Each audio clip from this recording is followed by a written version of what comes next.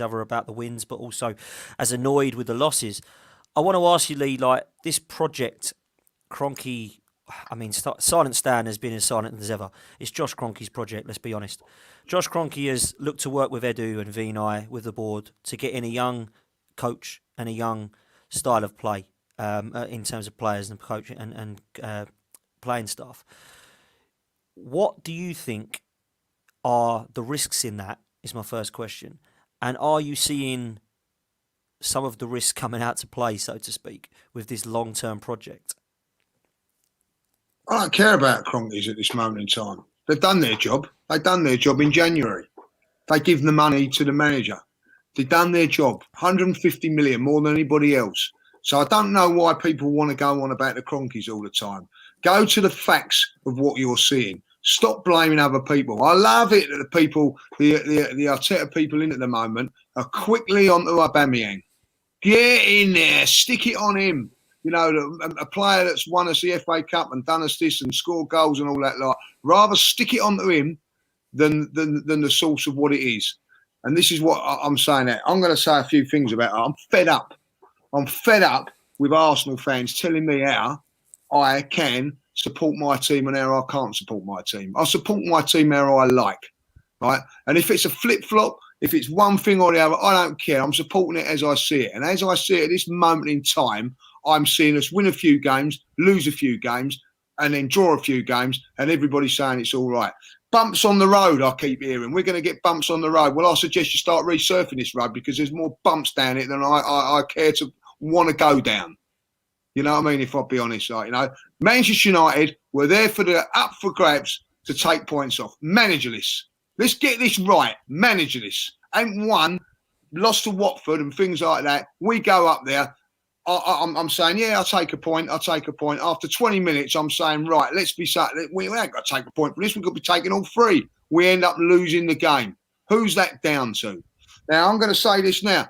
People keep telling me, right, the team has improved, right? And it has improved because you know why it's improved? Because Tommy Asu is a better right back than Bellerin. Ben White is a better central defender than Mustafi. So it's... That is in itself, it's going to improve then. Which isn't hard. The players improve that. By bringing in players, we've improved that. Then all of a sudden, we've improved on that, and the forward line has gone all pear-shaped. Whose fault is it? Now, I just come out of a great point, critical and patient. I'm critical and I'm patient, but patience is running thin. I said all along that these three games will be where I judge it from. Not the first three games. I'll let him go. I've given him a free pass on those three, which I've been slagged off for along the way. Then we go on to the Liverpool game. I did say what I said about that. These three games. Newcastle, difficult game because of where it was and all that. Done the job, 2-0. Manchester United fouled. Everton is his now game. If he fouls that game and we lose that game or we draw that game, where we are in the league is where we stay, 7th. £150 million spent in the summer and we go up one place after 6 months. I'm also going to say this. David Moyes took over at West Ham 1 week after Mikel Arteta. People keep telling me West Ham are in for a chance now of the top four, and rightly so. Not spent as much money as Arsenal. Were they in such a terrible state like Arsenal? This is another thing that gets on me. Arsenal were in this terrible, terrible, terrible state. Well, West Ham not in the same sort of position as us. And all of a sudden now they're a top four side. Crystal Palace lost 15 players at the beginning of the season. Is that not a state? All of a sudden, I see something on them. But oh no, let's give it more time. Let's give it more. Excuse after excuse after excuse. I'm not having no more excuses. I can tell you that now. Am I looking forward to Monday night? No, I'm not. Do you know why I'm not looking forward to Monday night? Because I don't know what I'm going to get. I don't know what I'm going to get. I look forward to Thursday thinking that we can do it, and I've been hurt. People then turn around me and say, look away, support Liverpool. Do you know what? I'm glad I went to Liverpool thinking that we're going to lose, because you know what? It didn't ruin my next 3 days like it has this time, because I expected to win this game or expected us not to lose. The expectation kills you. All right. And what I expect from Arsenal now, I don't know what to expect. To tell you what I do get, though, every single game we lose is excuses. Every time we win, I get all the people coming up there, let's trust the process and all that. And I'll say another thing. You know what I mean? When Arsenal win a game, right, all the Arteta in come and tell you that's how you support the team. When you lose the game, all the Arteta out ones come and tell you how to support the team as well. You know what I mean? What you got? You look at your own thing. There's two agendas going on at this football club all the time, and it's doing my head in. Support the team, you know what I mean? But at the end of the day, don't be afraid to say that what's right and what's wrong. You know what I mean? Like, the Arsenal, you know what I mean? You got people expecting us to go to Liverpool and win. You've got people then turning around and when Liverpool get beaten by, or Chelsea get beaten by, look, they've gone and look at that. West Ham have beaten Liverpool. They're beating them at home.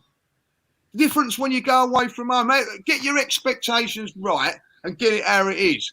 Now, I'm telling you this now, our Arsenal, and when everybody keeps saying to me, a mid-table team, we've got better players than West Ham. I'll tell you that now. That's no diss. I'm not slagging West Ham off here, right?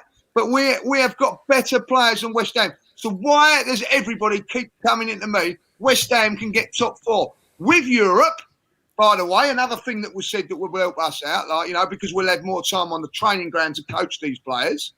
You know what I mean? Since the day of the first game of the season to now, I've seen no improvement from our forward line. Not one. But we train every 3 days because we've not got Europe. Right? I see West Ham improving. And the next thing, before I finish this rant, because it's getting me down now, like, inexperienced manager, just said Dan. He's had 2 years in the job. I'm not giving him that pass no more of inexperience. He has 2 years in the job and he should be getting it right. We've got Aubameyang that looks like Bambi, not like Aubameyang. You know what I mean? Bloody awful the other day. Like, you know what I mean? Absolutely awful. I didn't see, you know, we're going to games with 10 men. So whose fault is it that we're playing the man every single time and playing with 10 men? Now, I'm saying that if he loses to Everton, we're a mid-table team again 2 years down. Listen, if he wins that game, get behind him and make sure that we try and do it, because we've got to win now on Monday night. It's no draw in the game or whatever, because even a draw puts us in 7th or 8th. By the way, and another little thing, when you say about managers, Conte come to Tottenham, we was 5 points in front of them. We are now 2 points behind with the same games.